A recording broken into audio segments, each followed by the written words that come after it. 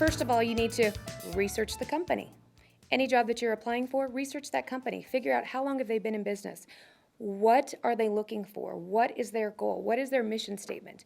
You should never go into a company without knowing their mission statement. First of all, it's going to tell you, are you a good fit for that company? Their mission statement may not be in line with what you want to do. So it's important to research that. Take a look at the environment. Drive by there. Walk in there a couple of times before you actually schedule an interview. That's going to be important because you'll get a sense of the culture. A lot of people get into positions that they just do not fit. You may like what you do, but you just don't fit into that environment. And it's important. Again, you got to love what you do. You got to love where you go every single day. So that's the first step. Second, work on yourself. You definitely have to have a quality resume. Nothing too elaborate, short, simple. Nowadays with the economy, employers don't have time to sit there and read 2 or 3 page resumes. You need to get to the point, tell them, sell yourself. This is your opportunity to shine. Brag about yourself. People are a little uncomfortable to do that, but it's your opportunity to tell this employer who does not know you why they should bring you in for that interview. That's your first step. You got to get yourself in the door. Resume is going to do that. When you're actually going in for this interview, again, it's that presentation, good eye contact. That communication is so critical. If you cannot give a firm handshake, look somebody directly in the eye, everything that comes out of your mouth, they're going to have to really dissect it. But if you can give that direct eye contact, it's going to be critical. Sell yourself. Sell yourself. Talk about all your accomplishments. Don't minimize them. Exaggerate them to some extent.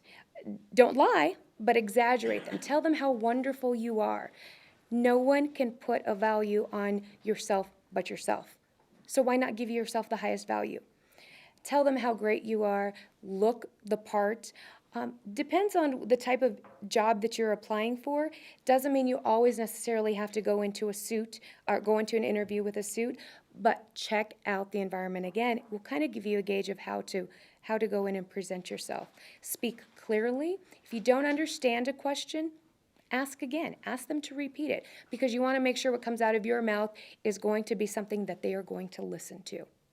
Okay? Follow up. Definitely show that you're interested in that particular job. Know the job you're applying for. You'll be amazed how many folks get to an interview and they'll ask, so what job are you applying for? And the response is, well, whatever you have open.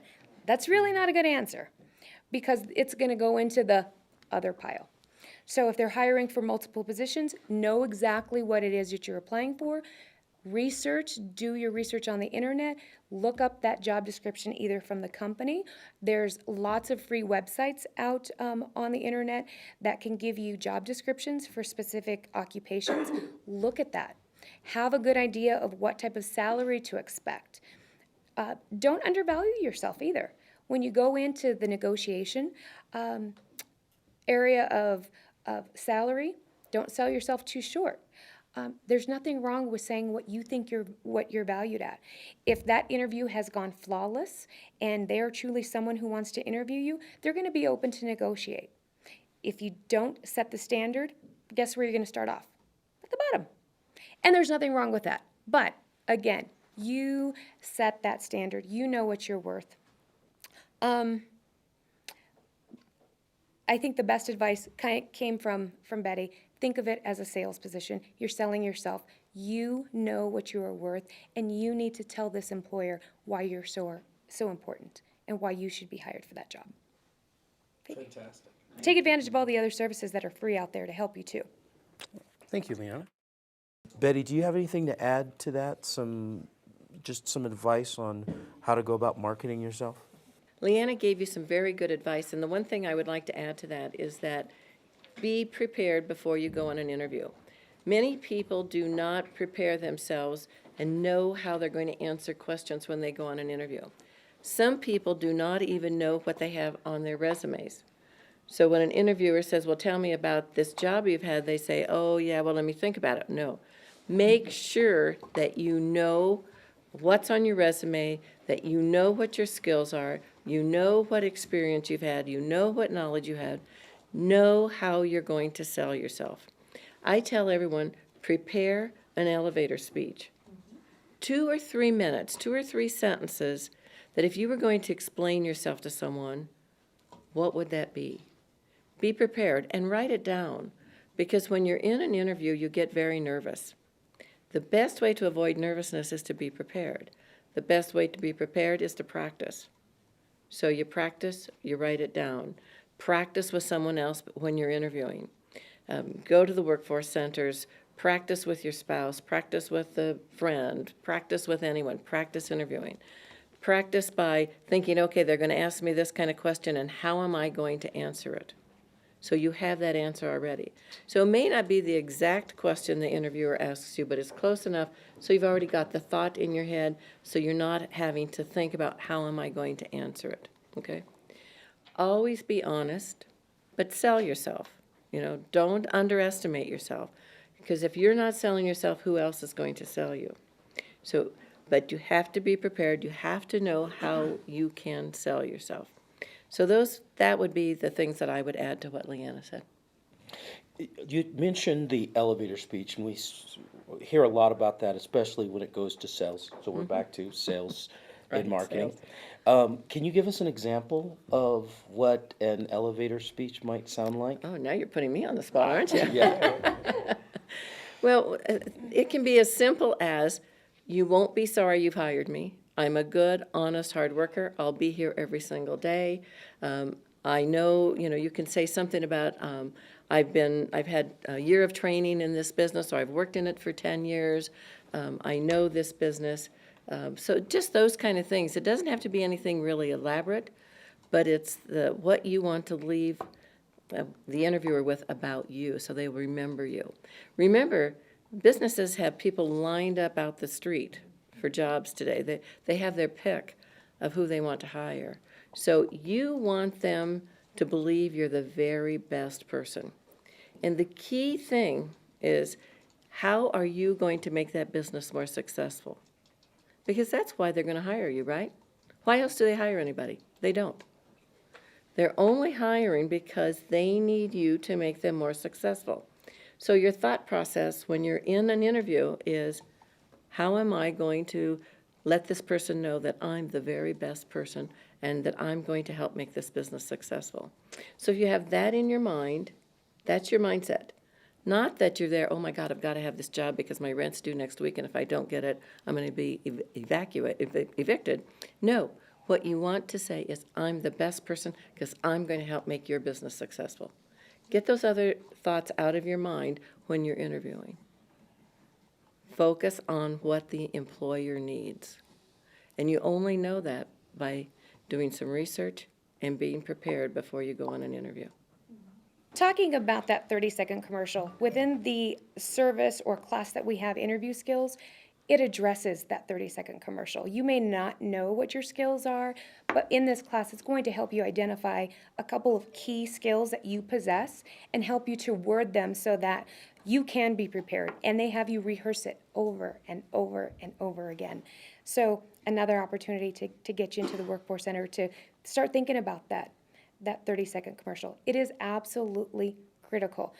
It's critical not only in an interview, but you never know when you are going to get that opportunity to run into a potential employer. You may be on your way to ICAST for this training and be on the bus and be sitting next to a business owner who is commuting because they want to save money going to the office. Strike up that conversation. Ask them where they're headed to. You never know. They may be that business owner. Talk to them about your experience. It may be your opportunity because they may say, I work for, or I own my own weatherization company. Wow. Isn't that a coincidence? You're sitting in this classroom learning all about it. You have up until that point, until the next bus stop where you're going to get off, to sell yourself. So have that 30-second commercial ready to go so that you can present yourself to these employers who may be sitting next to you on that bus. I cannot emphasize that enough. So Dennis, somebody wants to go to work for your company and they're giving you their 30-second elevator pitch. What are the things you're listening for? Okay. One, if they did say, I invested my time and took all this training, I think that's, wow, they're really invested in, they're really interested in this, and they've done the research and they want to do it. So that's a first good sign. Two, it's very interesting, when I had people who had their own business and then came to work, I thought, wow, these would be great employees because they understand the dynamics of running a business. I've had lots of employees who they see how much the customer's paying me and they think that I'm a millionaire, and then they start their own business.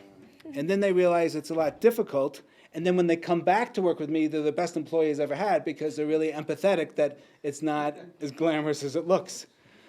And so, I really think, if someone came to me and said, I've done lots of training, that's one step, or two, I've actually did it on my own, and I realized, it's not that easy. I have a lot of respect for it. I love doing the work, but I'm not a business manager, and I really appreciate what you do and how you manage your company's reputation. And if you really tell them, I really want to work for your company because your company has such a good reputation, and you did the research that they said you should do, I agree on that, then you kind of flatter that person who's working there. And they might feel bad that they're not out there caulking and doing the work, but you're flattering them that they're keeping the business running. So I think you can be in a position to compliment the people you're interviewing. Well, I think I agree with everyone up here who's touched on that subject. I agree with Dennis. Are you trained? That's money I don't have to spend training someone if they've already received the training. Do you have experience, etc.? But one of the big things that's important to me that I didn't hear up here is your reference in who vouches for you. That's huge for me. So if say I'm hiring one of you guys and ask Milo, and I'm like, Milo, is this person going to show up every day? Are they going to do this? Because I know Milo, I have a relationship with Milo. I know he wouldn't steer me wrong, and so I'm going to take what he says at face value. So I say all that to say that make sure that wherever you're at in life, whether you're going through this program, working with another company, make sure you do an extremely good job there so that then when they vouch for you, when I call them, then they're going to have an awesome recommendation for you. Because I would much rather go with someone who, Betty personally recommends to me, who may not have every single training and every single certificate. There may be someone who has, all the certificates in the world, but Betty's like, you missed a couple appointments, you didn't even show up a couple days. I'd probably be more inclined to take the person with less certification because those things are coachable. I can coach certifications and stuff like that, but I can't teach someone how to get out of bed in the morning and come to work. So. I want to know what kind of training they have, and kind of what Jared says that really counts a lot is who did they used to work for? And you talk to somebody and you want to know, did this person come in? It's like I referred a person to a job, and he was into one of these classes. And so I met him at his home. I didn't even know I was going into his house to meet him, and I went in there to do some work, and I says, oh, okay. He says, yeah, you were in the class there. And so I took his information down and recommended him to somebody that needed some work, needed a maintenance man. I says, okay. So there was one day that we were supposed to show up together. He was supposed to be there one day and me at the same time. I showed up. He didn't show up. Okay. So the administrator looks at me and says, well, what's wrong? Well, how come he didn't show up? Where's he at? I'm trying to call him. Try to call him on his cell phone, his home phone. So that made me look bad. Okay. And I don't want that. But I didn't have nobody to go to and say, well, what about this gentleman here?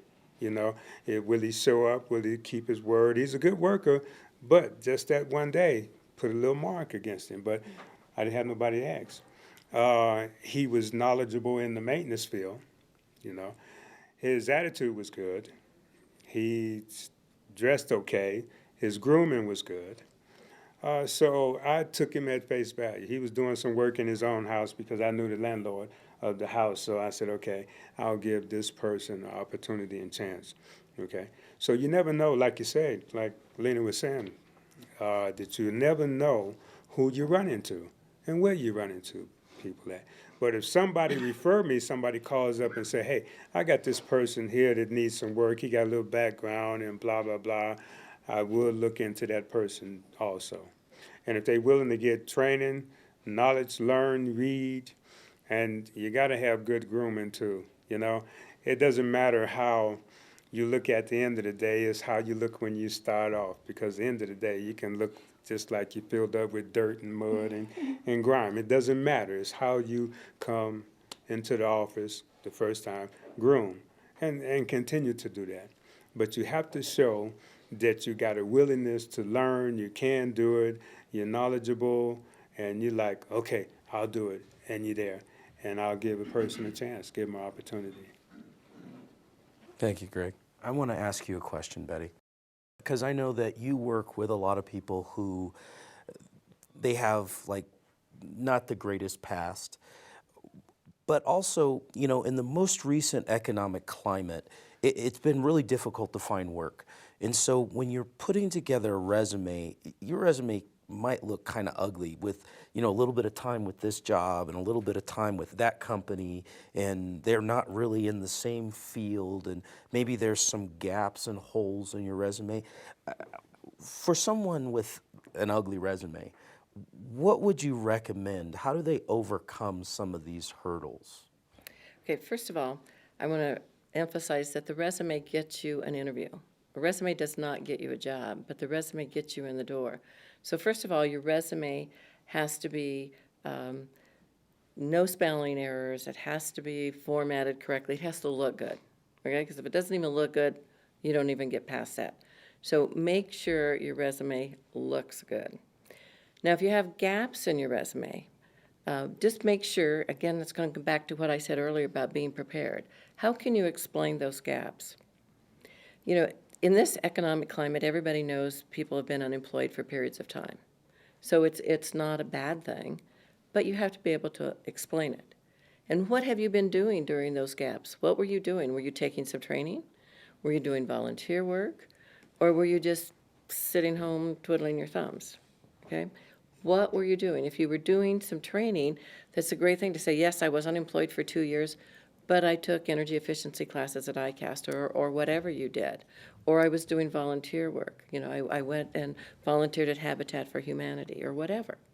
So think about those kinds of things. So how can you explain those gaps?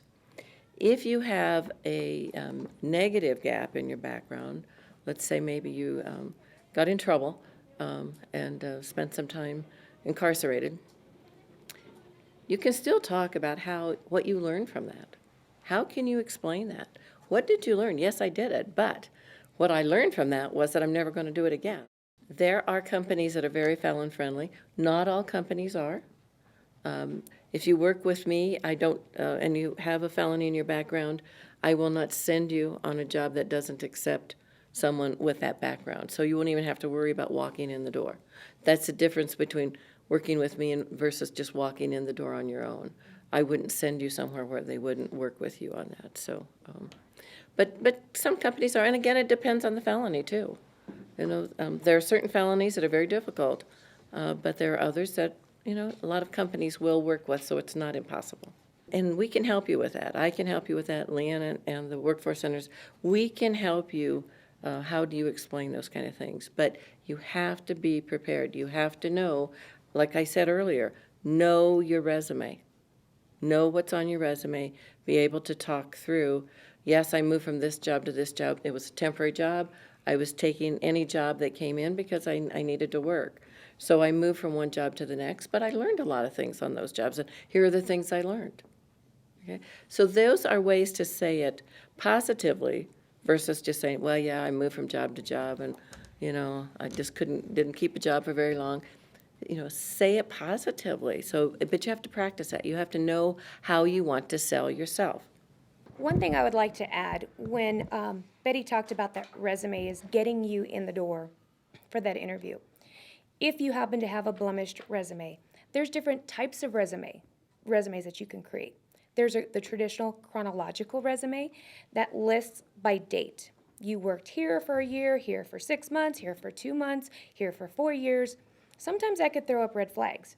If you do have gaps in employment, or you do have a blemish because you were incarcerated, there's a different type of resume called a functional resume, where it will just highlight, instead of listing things chronologically, it will just be a list of skills that you provide. It could be in a paragraph form, it could be bulleted, it could be all the skills that you are bringing to that employer. It doesn't necessarily outline the dates that you worked, but you can combine all of those years of experience into one nice packaged paragraph.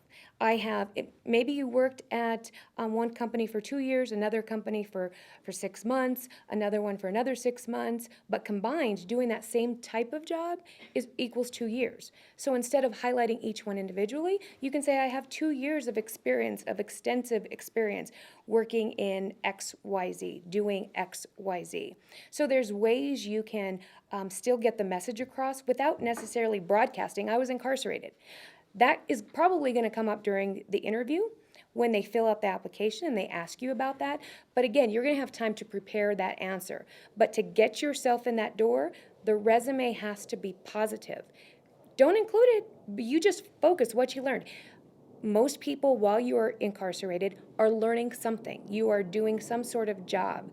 Talk about that experience, what you learned, what you accomplished while you were incarcerated. They don't have to know up front where you got that experience, but it will come out during the interview. But again, to get yourself in there, highlight your skills and your abilities. Keep it very positive. Okay? Very good. Thank you. While we're doing that, I want to add about this incarceration. Sometimes I see those employees as the diamond in the rough, that they'll really be thankful that they got a job and they're going to be the greatest employees I've hired. So sometimes it could be helpful. So it depends on the employer. Let's take some questions from the audience. Let's start with you, Greg. And the first question is, if somebody wanted to start in the HVAC business, what additional training would they need in addition to the course they've already taken? Well, you can go online and take a lot of courses on there. There's a supplier in town. A lot of these suppliers, they have classes for people to train you on the heating, the air conditioning, the boilers, the geothermal. So you find out who those people are, and you go take their class. You just have to pay. You don't have to qualify for anything. So I take my training from my suppliers also, and it's very good. And the classes go on. They have them every week, 4 or 5 times a week in the evening. I would say read a lot, find out what you're interested in, what you really want to do. Don't just be jumping around. If you want to do solar, get you all the solar books you can and everything about solar and read on it. Any other information, if you want to do geothermal, focus and read on that. You can get trade magazines that says for HVAC, understand what is happening in the HVAC field, because we get regulated and there's laws that we have to follow. And so learn the laws, learn the regulations, get code books. You know, Home Depot even sometimes have code books on heating and air, whatever. Go in there and find out about the codes, but just get information. You just got to pump yourself and know it. And then you get with somebody, you talk to a small company, somebody say, well, hey, I just need some help.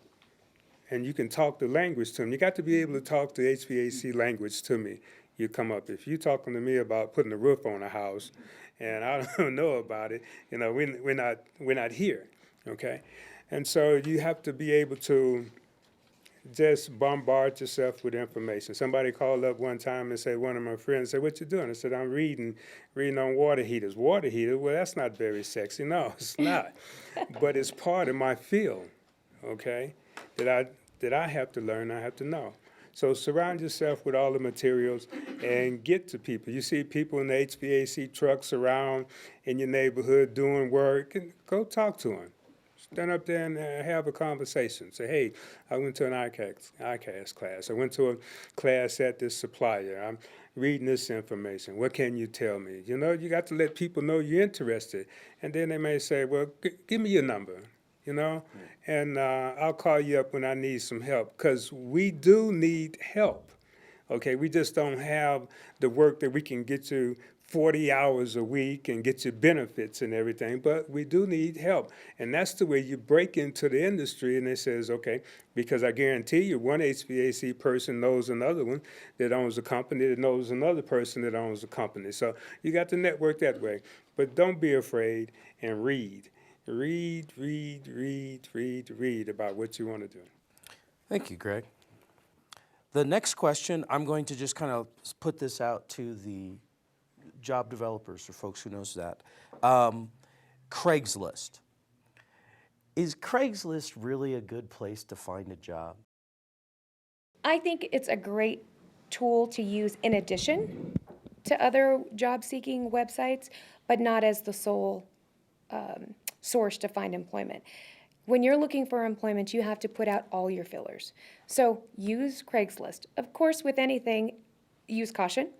But again, you'll find who are the reputable companies when you do the research. If you are following through as a job seeker and doing the steps that you should be doing by researching companies, you'll find out soon enough if the companies on Craigslist are reputable. For the most part, yes, even City and County of Denver, we utilize Craigslist for advertising, getting words out about certain things. So I would recommend it, but not as your sole source for finding employment. I would support what Leanna said. The other thing I would just caution you about Craigslist is do not put anything of personal nature. Do not put your social security number on there, any of those kind of things, until you are sure that you're dealing with a reputable company. But yes, there are good jobs out on Craigslist, so yes, I would encourage you to use it, but just be very cautious about what kind of information you put on there until you're sure who you're dealing with. Be very careful. She just made me think of something else. Any company that asks you to put forth money ahead of time, be very cautious. Not to say that there aren't companies that operate that way, but for the most part, if they're telling you to send them a $125 check first, I would be a little bit leery and look for other options. How long really does it take if you don't have any kind of technical construction experience to become what you would consider proficient in this industry? I think you can start out as a helper, where you really just, and a lot of it's watching the other guys install and cleaning up and working in existing houses, keeping the area clean. You don't need any background for that. And then you can see what the other people are doing, and you can say, hey, I really want to stay in and I want to do that. And then, opportunities will come up because they'll ask you to help and do more hands-on things, and it can grow. But so I think getting your foot in the door, usually there's a helper. And, another suggestion would be if you really want to get in the industry and you apply for the job, asking for a high way, what you want to earn, and say, this is what I really need to, meet my family budget. But for the first week, I would work for you at minimum wages so you can see how I work and I can get a feel for your company. I think that would be a very inviting offer to an employer. I would say to be efficient, probably about 3 to 5 years in the trade. And you have to, that's going like what Dennis is talking about, helping, cleaning up and everything and learning.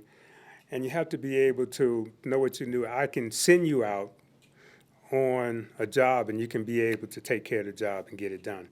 But that means that you have been going with me for the last year and a half or something, or just with other technicians. And then it also depends on what your mechanical aptitude is, how you can pick it up. There's some people that have came into the industry and then with a couple of years, they was just fixing stuff because they knew it and they had a grasp for it. And there's people that say, well, I want to do this, and it might take them a little bit longer to grasp it. Some of them are gifted with it, and some of them love the trade and want to be in there, and they'll work harder to get better. But 3 to 5 years, I think you should be real efficient in. Sometimes you look at a job advertisement, and you look at the advertisement and you think, you know what, this looks like the kind of job I want, but there's no information anywhere about how much it pays. What do you do about that? Especially if, you apply for it and you find out and you get the interview and they throw out some number and it's just nowhere near what you're worth. What's some of the strategies to handle this? The first thing that came to my mind was a website called ONET Online. That gives you an idea of the type of salary that specific occupations traditionally pay. ONET, O-N-E-T, online. It's a resource that lists all the types of occupations you can possibly think of. It can break it down geographically, so if you're looking for a solar panel installation helper, it's probably listed somewhere in ONET. You can type that information in and figure out or find the information as to what that particular occupation in Colorado, specifically in the Denver metro area, what someone that holds that position would typically earn. So that would give you an idea for the type of salary that you can possibly expect. It will give you the median income for this particular area. Then it can help you to make that decision. Is this something that I can live with at this point? Is this something that I need to start off in my career path and work up? You can do a lot of the research within that website, but helps you to make that decision. One other point I'd like to make about salary when it doesn't quite meet your expectation. It's okay to say to the employer, I was hoping for a little bit more, but I'd be willing to take the job if we could review my salary within 30 days or 60 days or something like that. So if you think the job has potential and you think the company is worth working for, then don't shut the door. Figure out some way to negotiate where you can maybe get a little more salary somewhere down the road, and hopefully sooner than later. But don't shut the door if you think they're a really good company and you want to work there and there's potential. So think about how you might be able to negotiate some different kind of salary, maybe some different benefits. What will make it a win-win for you and the employer? And maybe that's all the employer can afford to pay.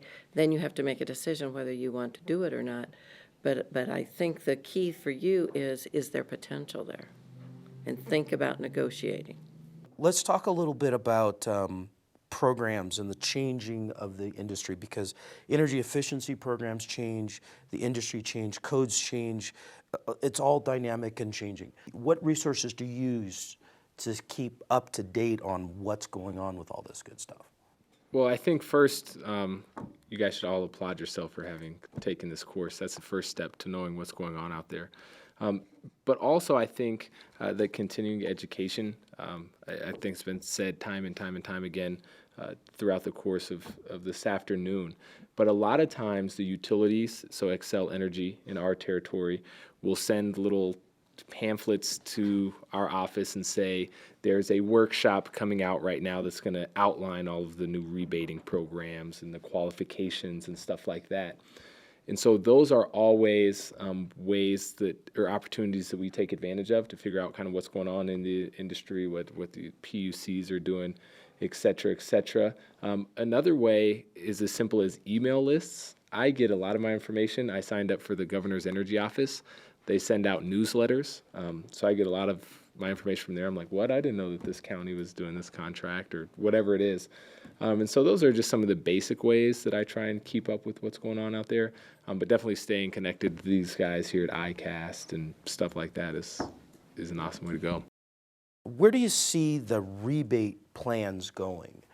And assuming, if they start to fall off, how's that going to affect this industry?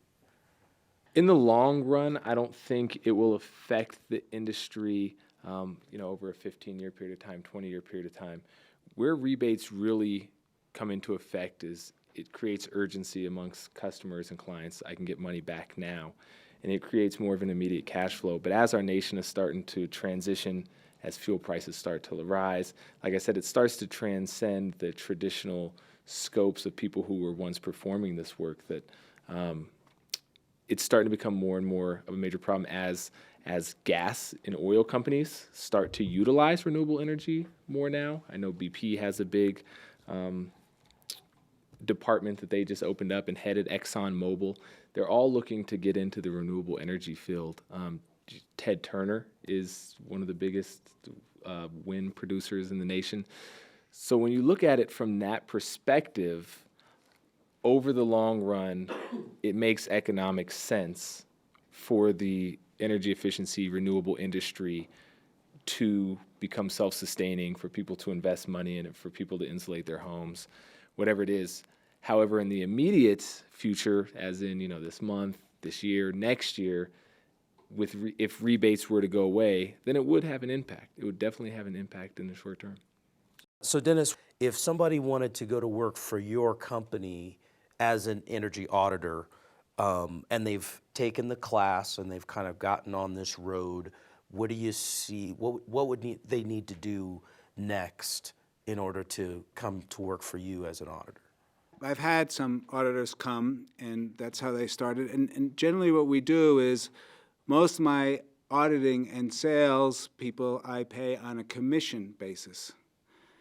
So, and that's kind of like the entrepreneur thing. And so there's really no cost to me until they sell something. So during my training, I take them out and they do the audits with me, and they help me and they do the measuring. And if it becomes a job, I usually split the commission with them. And then when they feel comfortable enough that they can do it on their own, I share my commission with them. And then they can sell it on their own. And what I believe is that every once in a while you run into things you haven't seen before. And the good say, wow, this is new, I haven't seen this. I have to have Dennis come out here and look at this with me. So we come back, and once they learn that, then the next time they see it, they know how to respond to it. So it's a real life training course. And the people who are good and have good people skills, it works, they start making commissions as an investment. A lot of times we'll give advance towards your commissions, but if people aren't getting sales within 30, 60 days, they know, well, maybe this job isn't for me. It's kind of a mutual thing, and you get to try it. But you're a little bit at risk too. And that also tells me this person really wants to do it because they're putting some of their income at risk too, that they're going to be successful. So it's kind of, I look at it as a win-win situation. Now, do you require that all of your auditors have a certain kind of certification? I do not, and I might be a little bit different than I think the trend is to go towards certification. But again, remember I told you I was old school, and I've learned early on that there are a lot of good craftsmen who don't test well. So they can do great work, but they can't pass a test. So I kind of come from that period of time, but I will honestly say that the trend is going towards certification. So it is changing towards much more certification. So I recommend as many as you can get that'll help you find jobs. But, so it might be a generation gap, but if you apply to somebody like me, that's not that critical if you really have the hands-on experience. Okay. Well, thank you very much. Well, we've enjoyed the panel quite a bit, but before we go, if you just had 2 minutes, what's the take-home message that you would like the class to take home? The most important skill, I would say, in finding a job is being a good listener. And all of you have been good listeners. And I've always said that, and when I've trained energy auditors, that no one's really interested in how much we know unless we can use our knowledge to solve their problem.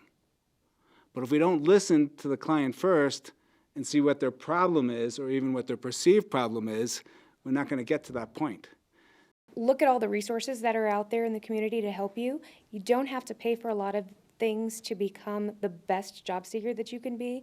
Take advantage of your workforce centers. Take advantage of the free websites that are out there. There's people, agencies, government agencies that are willing to help you. Our mission is to help folks find employment. That's how we are gauged, how many folks we're putting into positions. And so we want to do all that we can to help you to become the best employee possible, so that chances for you to land that position are much greater. Take advantage of all the services available. My thing is I will stick with knowledge and information.